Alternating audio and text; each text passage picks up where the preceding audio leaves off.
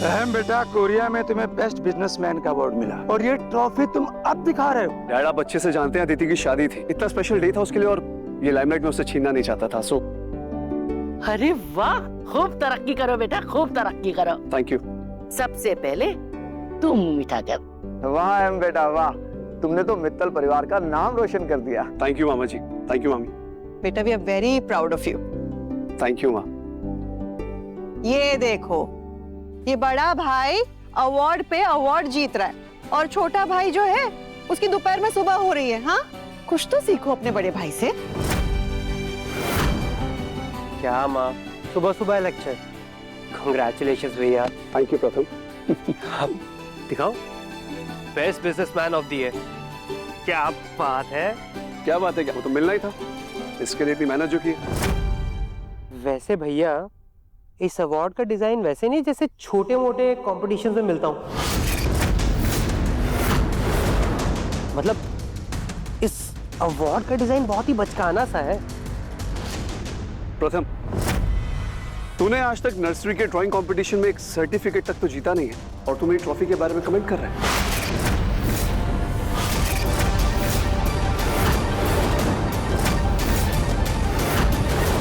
मेरे भाई, पहले एक ब्रॉन्ज मेडल तक तो जीत के ला, फिर बोलना।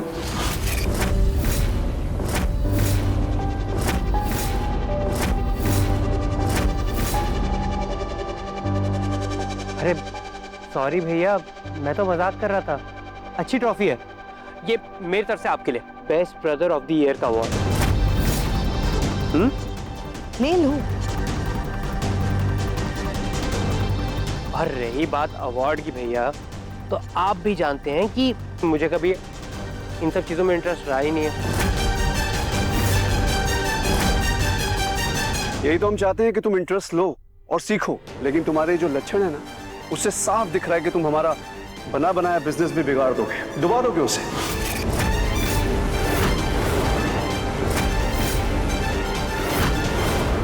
तो इट्स बेटर तुम जैसे हो वैसे ही मस्त रहो।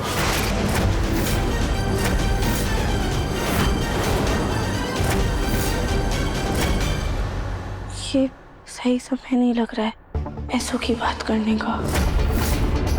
अरे बस हो गया, चुप करो तुम दोनों। चलो नाश्ता करते हैं। एकता बेटा, चलो नाश्ते की तैयारी करते हैं। माँ, मुझे भूख नहीं है, मैं जॉगिंग के लिए जा रहा हूँ।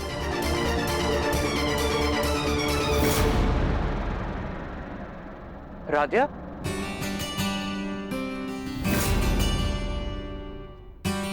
राधिया तुम यहाँ? I mean, शादी तो खत्म हो गई है, तो तुम क्यों आई हो? हम बस अपना बचा हुआ पेमेंट लेने के लिए आए थे। हो तो वापस कहाँ जा रही थी? तुम हमें डिस्काउंट दे रही हो क्या? नहीं प्रथम सर, वो जब हम आए ना तो आप सब बातें कर रहे थे, तो उस वक्त हमने घर के अंदर आना सही नहीं समझा। जब सब मुझे कह रहे थे कि मैं कितना नाकारा और निकम्मा हूँ, तब तुमने वो सब सुन लिया? नहीं, किसी ने आपको ऐसा कुछ भी नहीं कहा। और वैसे भी आपको पता है प्रथम सर, बड़ों की कड़वी बातें ना हमेशा छोटों के उज्जवल भविष्य के लिए होती है। लो, तुम फिर शुरू होगी अपना फ्री का ज्ञान देना। तुम चलो, मैं तुम्हें माँ से बात करवाता हूँ। अब प्रथम सर, आपसे एक बात कहें? हाँ। वैसे वो ट्रॉफी का डिजाइन ना सच में बड़ा ही बचकाना सा था ना? मैं भी तो वही कह रहा था, लेकिन भैया इतनी सी बात पे इतना नाराज हो गए। हो भी क्यों ना, उन्होंने इतनी मेहनत की थी उस ट्रॉफी के लिए और सबको अपनी मेहनत का फल बहुत प्यारा होता है। लेकिन राधिया, तुम्हें पता ना डिजाइन। आप एक बात बताइए, आपने ये जैकेट कहाँ से लिया? ये मेरी फेवरेट जैकेट है, मैंने अपने 18th बर्थडे पे खरीदी थी। अच्छी है ना? नहीं, हमें ना इतनी कुछ खास नहीं लगी है। राधिया, मैंने स्पेशल ऑर्डर देके मंगाई है, 3 हफ्ते लगे थे इसको आने में, और तुम कह रही हो? देखा आपने, हमने आपकी मनपसंद जैकेट के बारे में इतना सा कुछ कह दिया तो आपको इतना बुरा लग गया, और आपने अपने भाई की मेहनत की ट्रॉफी के बारे में इतना बुरा कह दिया। सोचिए उन्हें कैसा लगा होगा। इसीलिए ना बड़े बूढ़े कह गए कि हमें कुछ भी कहने से पहले 100 बार सोचना चाहिए। तुम सही कह रही हो राधिया, मुझे ये सब ना भैया को सबके सामने नहीं कहना चाहिए था। वैसे तुम ना जीनियस हो, मुझे लगता है मुझे तुमसे मॉरल साइंस की क्लासेस लेनी चाहिए। तुम अपनी एक गुडी गुडी टिप्स ना मुझे हमेशा देती रहना। चलिए। हाँ चलो।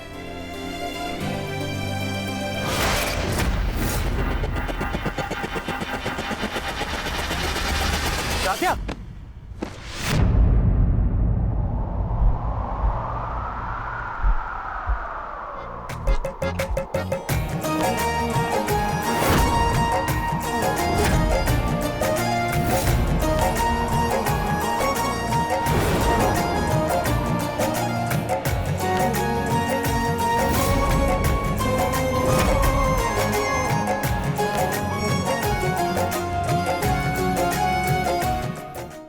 साथिया, तुम अपना पूरा दिमाग लोगों को फ्री का ज्ञान देने में खर्च कर देती हो।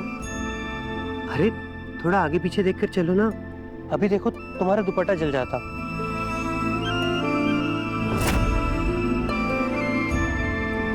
Thank you. You welcome.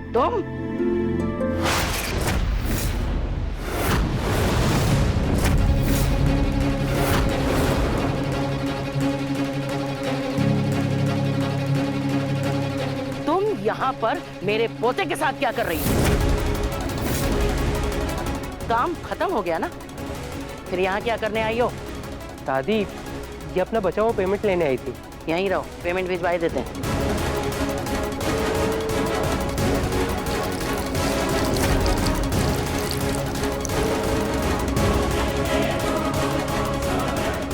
बेटा तुम यहीं रुको।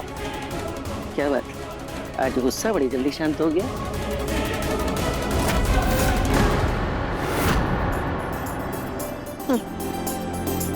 प्रथम, तुम भी ना छोटी छोटी बातों पे ना मुंह फुला लेते हो, कभी कभी तो बुलबुल से भी छोटे लगते हो।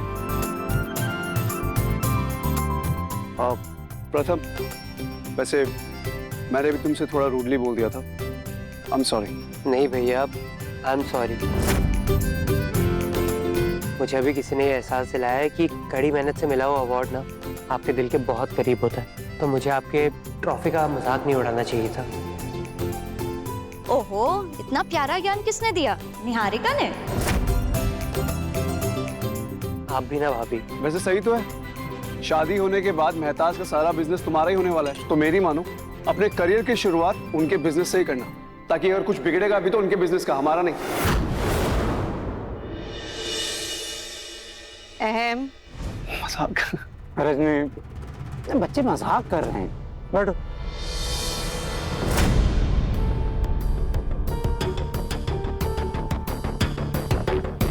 इतनी देर हो गई, अभी तक कोई नहीं आया।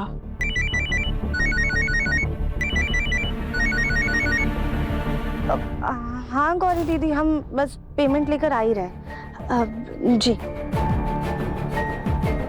क्या करें, अभी तक कोई नहीं आया, पर हम कब तक यहाँ पे ऐसे खड़े रहेंगे? एक काम करते हैं, खुद ही अंदर चले जाते हैं।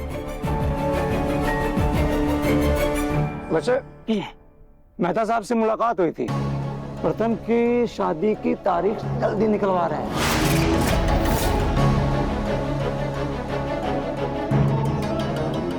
भोलेनाथ, शादी के जिक्र से ही मेरा मन बेचैन हो जाता है, क्या करूं?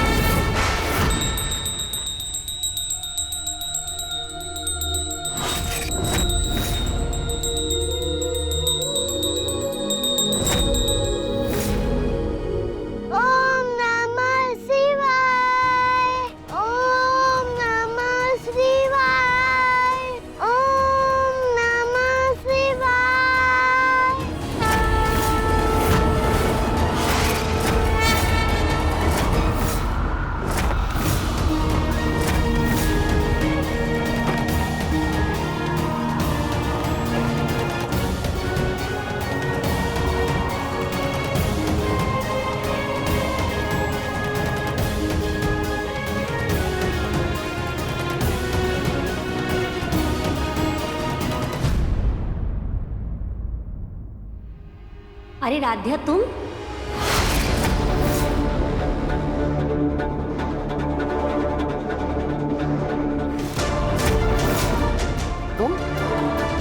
तुम फिर आ गई?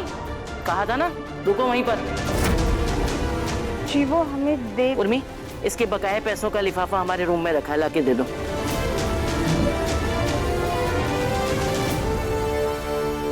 माफ कीजिएगा, हम आप सबको ऐसे नाश्ते के वक्त डिस्टर्ब कर रहे हैं, पर हम आप सबको थैंक यू कहना चाहते थे हमें एक और मौका देने के लिए। हम आप लोगों का ये एहसान कभी नहीं भूलेंगे। थैंक यू तो हमें कहना चाहिए। जब सबने मना कर दिया था तब तुमने सारा काम संभाला और पूरी जिम्मेदारी बखूबी निभाई। सब कुछ इतना अच्छे से किया तुमने, हमें लगा ही नहीं कि तुम बाहर से आई हो, बिल्कुल अपनी लगी।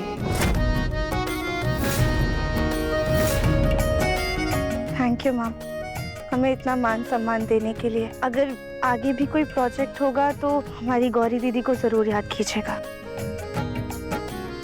राध्या, वैसे तुम हमारे घर को जब अच्छी तरह से जान गई हो तो मैं तुम्हें एक प्रोजेक्ट दे रहा हूँ, प्रथम की शादी का।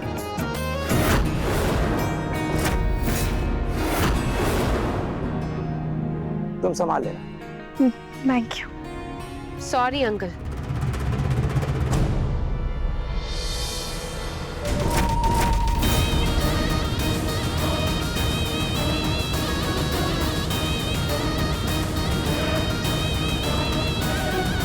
लेकिन मुझे ये मंजूर नहीं। क्यों?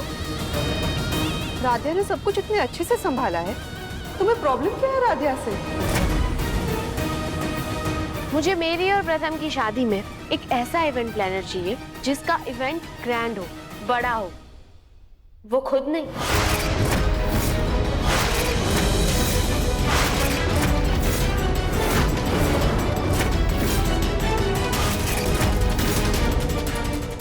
निहारिका को समझाया था कि ऐसे किसी के शरीर को लेकर कमेंट करना अच्छी बात नहीं, लेकिन ये फिर शुरू हो गई।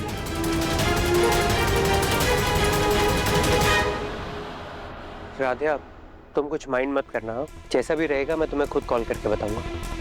Thank you.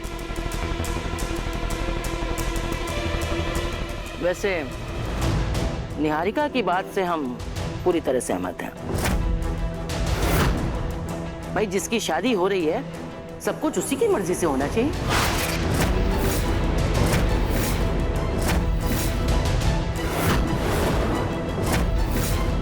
अरे भाई, क्या है, अब पैसे मिल गए ना, जाओ, खड़ी क्यों, जाओ। हाँ, नमस्ते।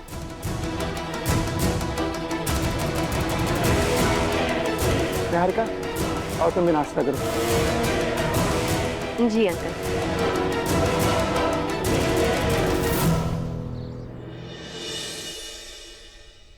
गौरी दीदी, इन पैसों पे सिर्फ और सिर्फ आपका हक है। नहीं राध्या, मैंने तुम्हें काम सिखाया है तो क्या हुआ, लेकिन तुमने उस काम को पूरी शिद्दत और ईमानदारी के साथ पूरा किया है। इसके लिए इस पे तुम्हारा भी बराबर का हक है। सारी मेहनत राध्या की थी ना, इसलिए ये सारे पैसे हमारे हैं। इन पैसों पे सिर्फ हमारी गौरी का हक है। इस फुंडू को सिखाया किसने? हमारी गौरी ने। कॉन्ट्रैक्ट किसको मिला था? हमारी गौरी को।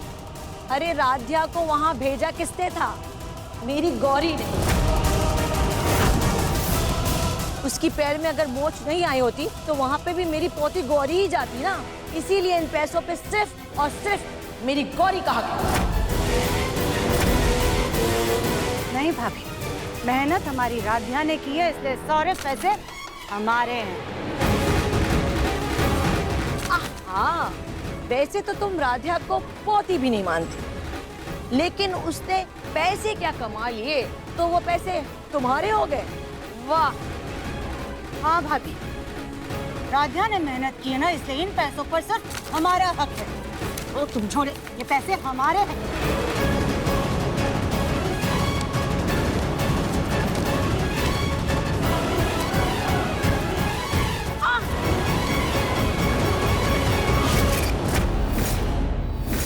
चलो बेटा, थोड़ी पढ़ाई कर लो। नानी के घर में खूब मस्ती की ना, अब 2 का टेबल मुझे याद करके सुनाओ। चल। मम्मा नहीं ना, आप पापा के जैसे पढ़ाई करो और जॉब करो। आप ऑफिस जाओगी तो मैं खूब मस्ती करूंगी। बेटा, आपकी मम्मा ने ना ढेर सारी पढ़ाई की है। इंडिया के नंबर 1 कॉलेज से होटल मैनेजमेंट का कोर्स किया है। पर आप वापस तुम रहते ही नहीं पापा के जैसे। घर पर ही तो रहती हो, फिर क्या फायदा पढ़ाई का, है ना पापा? बुलबुल, बहुत बोलने लगी हो।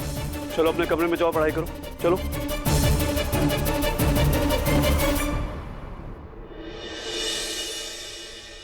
एकता, तुम ये क्या सिखा रही हो बुलबुल को? मैं क्या सिखा रही हूँ? नहीं, तुम क्या जताना क्या चाहती हो कि तुम पढ़ी लिखी हो और घर का काम करती हो, कोई जॉब नहीं? अहम जी, वो छोटी सी बच्ची है, उसके मन में कब क्या चल रहा है किसी को नहीं पता। और मैं कुछ जता नहीं रही थी, जो सच है वही बता रही थी। और सच को ना ही हम ना ही आप झुठला सकते हैं। अच्छा, क्या सच है? तुम्हें अंदाजा भी है बाहर काम करना कितना मुश्किल होता है? तुम अभी घर में रहती हो, आराम करती हो, बुलबुल को संभालना होता है बस तुम्हें। अगर काम कर रही होती तो जॉब और घर मैनेज कर पाती? नहीं ना। पढ़ाई लिखाई और बिजनेस दोनों अलग चीजें हैं। और वैसे भी हमारी घर की बहू है ना, बाहर कहीं जॉब नहीं करती है। काम नहीं करती है, करने नहीं दिया जाता है। सब सुनाई दे रहा है मुझे। और शादी से पहले मैंने तुम्हें सब कुछ बताया था, तो फिर अब शिकायत क्यों कर रही हो? वो शिकायत नहीं कर रही हूँ, मैं सिर्फ ये बोलना चाह रही हूँ कि मुझे सिर्फ ये लगता था कि आगे जाके परिवार की सोच बदल जाएगी और मेरी डिग्री की कदर की जाएगी। लेकिन अब सिर्फ उनकी इतनी सी वैल्यू रह गई है कि मैं एक ट्रॉफी वाइफ बनके आपके साथ ट्रिप्स पे जाती हूँ। देखो, एक तो तुम्हें बार-बार ना। अब मैं बाद में आता हूँ। नहीं जा रहा हूँ।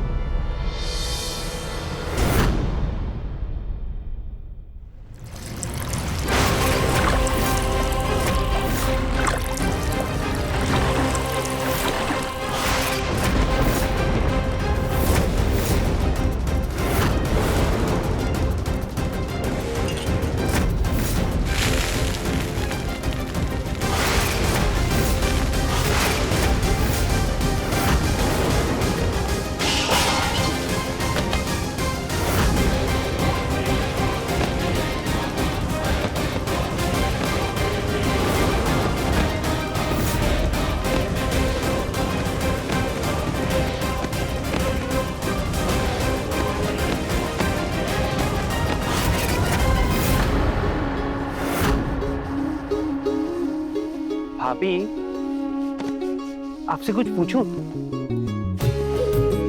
आपको इस सकड़ू में ऐसा क्या दिखा कि आपने इनसे शादी के लिए हाँ कर दी? क्या मतलब? मतलब मैं मानता हूँ कि ये मेरे बड़े भाई हैं, लेकिन है तो अकड़ू। मैं माँ से पूछूंगा कि सबसे पहले इन्हें शहद चटाया था या नीम? खबरदार अगर उसके बारे में मजाक किया। भाभी, सॉरी। ये माँ ने आपको देने के लिए कहा था। वो चीकू के ससुराल वालों ने सबके लिए गिफ्ट्स लाए थे। Thank you. वैसे भाभी, अगर भैया आपको कभी भी तंग करे ना, तो आप मुझे बोलना। मैं पापा से कह के ना अफ्रीका के जंगलों में एक नई ब्रांच खुलवा दूंगा और फिर हम भैया को वहां ट्रांसफर कर देंगे। हट बदमाश। भाभी, आप अपनी लाइफ में खुश है ना? मैं खुश नहीं, बहुत खुश हूँ। इतना प्यार करने वाला जो परिवार मिला, कान्हा जैसा नटखट देवर मिला, माँ जैसी सास मिली है, और अहम जी भी मेरी सारी ख्वाहिशें पूरी करते हैं। बस कभी कभार मन में ना थोड़ी सी मलाल सी रह जाती है कि काश मैं भी अपने पैरों पे खड़ी हो पाती तो कितना अच्छा होता। नहीं, खैर, लेकिन मैंने इस लाइफ को एक्सेप्ट कर लिया है और ठीक है, ये मलाल भी धीरे धीरे धुंधली हो जाएगी। प्रथम,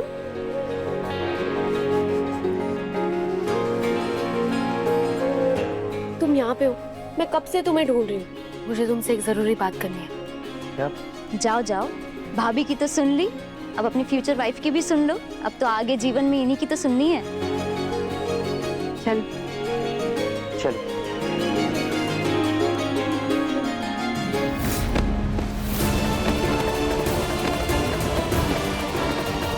अब तो कुछ शर्म कर लो। शादी अरे तुम्हारे पोते पोतियां बड़ी हो चुकी हैं। अब तो बुढ़ापे की लकीरें भी माथे पर आ दिख रही है। अरे अब भी तुम लोगों का बचपना खत्म नहीं हो रहा। वैसे ही झगड़े चल रहे जैसे सालों से चलते आ रहे थे। और ये पैसे तुम दोनों के नहीं हैं। ये पैसे मेरी दोनों पड़पोतियों के हैं। उनकी मेहनत की कमाई है।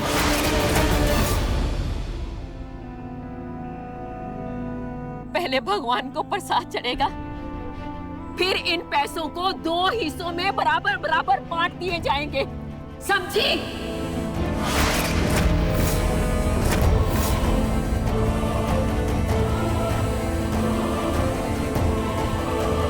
अरे दादी, अच्छा हुआ आपने सही समय पे आकर झगड़ा रोक दिया। मेरी बच्ची हो, मैं चाहती हूँ कि तुम लोग बहुत आगे बढ़ो और बहुत तरक्की करो। हाँ दादी, और मुझे तो लगता है कि मित्तल्स का ये इवेंट इतना अच्छा गया है ना कि वो अगले सारे इवेंट के कॉन्ट्रैक्ट्स हमें ही देने वाले हैं। हे भगवान, शुक्र है तेरा।